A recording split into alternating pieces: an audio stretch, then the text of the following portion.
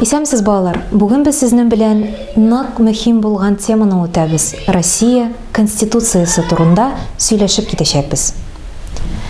Конституция илнең төп законы. Конституция дигән әлеге матур сүз латин теленнән тәрҗемә иткәндә урнаштыру, кору, төзү дигәнне аңлата.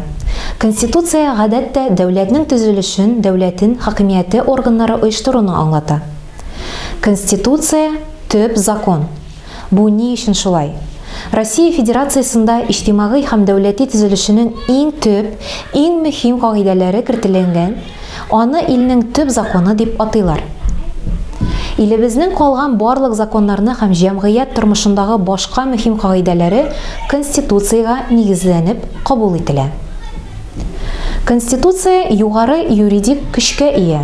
Башка төрле әйткәндә, дәүләтебездә кабул ителә торган барлык законнар Конституциягә нигезләнә һәм аңа каршы килмәскә тиеш. Әйтик, әгәр Конституциядә балалар турында кайгырту, аларны тәрбияләү, ата-аналарның бер тигез хокукы һәм бурычы дип язылган икән, бу 38-нче мадда.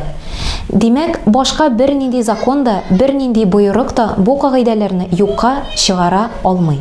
Төп закон буларак Конституция турыдан-туры гамәлдә була. Бу исә үз хукукларын яклаганда, теләсә кайсы кеше Конституциянең тиешле маддәсенә төгәллек кертүче законнарга түгел, бәлки маддәнең үзенә таяна дигәнне аңлата. Шул ук вакытта судның яисә башка органнарны эшне караудан баш тартырга хокукы юк. Конституция илнең бөтен территориясында да кулланыла. Башкача әйткәндә, Конституция кагыйдәләренең нормалары гамәле тулаем илебездә зур ватаныбызның хәтта иң ерак почмакларында да бер төрле була. Конституцияны катгый үтәү гади гражданнар өчен генә түгел, сәяси җитәкчеләр, түрәләр, барлык хакимият органнары өчен дә кагыйдә булырга тиеш. Россия Конституциясе күләме ягыннан бик зур булмаса да, шактый катлаулы документ. Ул преамбуладан, керешелештән һәм 2 кисәктән тора. Беренче кисәк төп өлеш, ул 9 бүлектән һәм 137 маддәдән тора. Икенче бүлеккә 9 йомгаклау һәм күчмә нигезмәләр кертелгән. Төп законның эштәлеге белән танышып китик. Конституция преамбула белән ачыла. Анда Конституцияның гомуми эштәлеген чагылдырылган максатлар баян ителә. Менә аларның кайберләре: тарихи җирлектә оешкан дәүләт берлеген саклап калырга, тынычлык, игелек, гаделлек һәм җаваплылык кешенең хукукларын, демократияның, илнең иминлеген һәм алгарышын тәэмин итә. Әлеге гуманистик максатлар Конституцияның барлык нормаларына нигезендә ята. Аның бер эштәлегенә кагыла. Преамбуладан соң беренче кисәк килә. Ул илнең конституциячел төзелеше дигән бүлек белән ачыла. Конституциячел төзелеше нәрсә соң ул? Бу дәүләт һәм җәмгыять тормышының Конституциядә билгеләнгән рәвештә алып барылуы. Россия Федерациясының конституциячел төзелеше нигезен беренчедән дәүләт хакимиятен, икенчедән җәмгыять тормышын, икенчедән дәүләт һәм кеше мөнәсәбәтләрен сыйфатлаучы төп кагыйдәләр, принциплар тәшкил итә. Иң әүвәл дәүләтебезгә хас төп сыйфатларны каратып китик. Конституциядә Россия идарә рәвеше ягыннан республика булган демократик, федератив, хукукый дәүләт дип игълан ителә. Нәрсәсен ул? Россия демократик дәүләт. Грек теленнән тәрҗемә иткәндә демократия сүзе халык хакимияте дигәнне аңлата. Тарихтан мәгълүм булганча, демократия борынгы Афинада барлыкка килгән дип санала. Конституциядә демократик дәүләтнең иң төп принцибы халык хакимияте, халык суверенлыгы принцибы билгеләнә. Бу иң югары хакимият халык барлык Россия Федерациясе гражданнары җинесенә, матди хәленә, кулына дигәнне аңлата. Илдәге барлык мәсьәләләрне халык үзе мөстәкыйль рәвештә бәйсез үз мәнфәгатьләрендә хәл итә. Идарә рәвеше буенча Россия республика. Димәк, югары хакимият органнары һәм вазифаи затлар билгеле бер вакытка сайлап куела дигән сүз.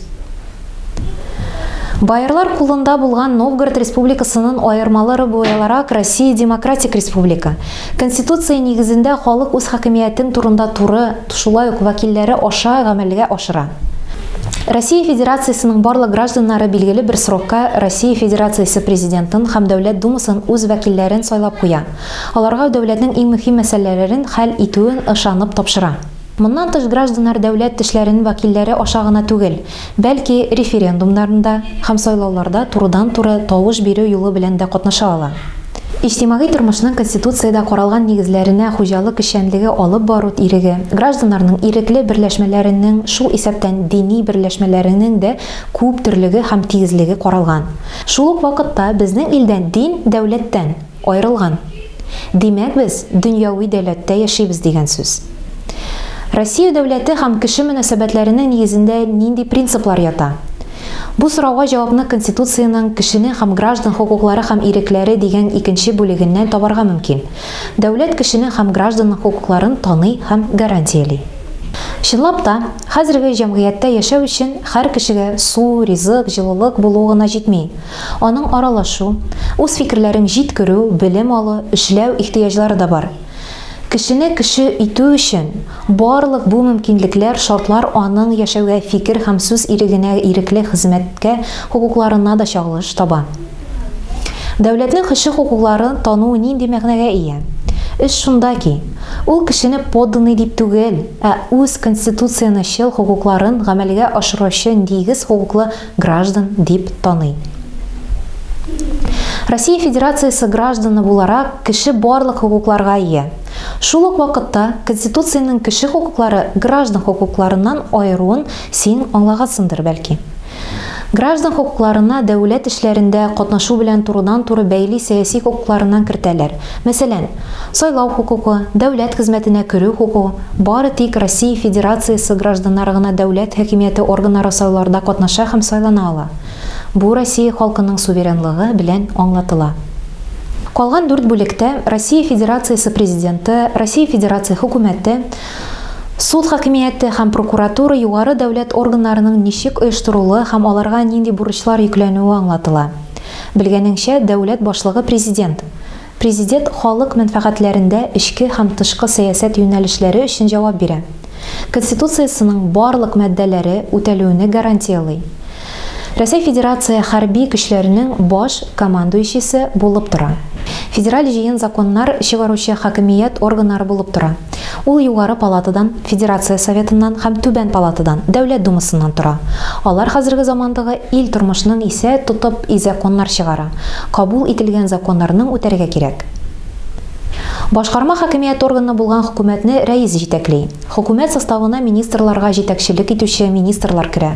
Аларның һәрберсе илнең конкрет тармагында эшчәнлек өчен җавап бирә.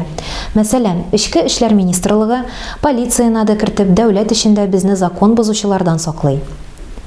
8-нче җирле үзидарә. Дигән бүлектә җирлекләрдәге, шәһәрләрдәге, авыллардагы һәм башка территориялардагы хакимиятнең үзенчәлекләре тасвирлана. Халык әйтик, территориялардагы төзекләндерүне, чүп һәм көнкүреш калдыкларны чыгаруны күп кенә җирле мәсьәләләрне мөстәкыйль хәл итә.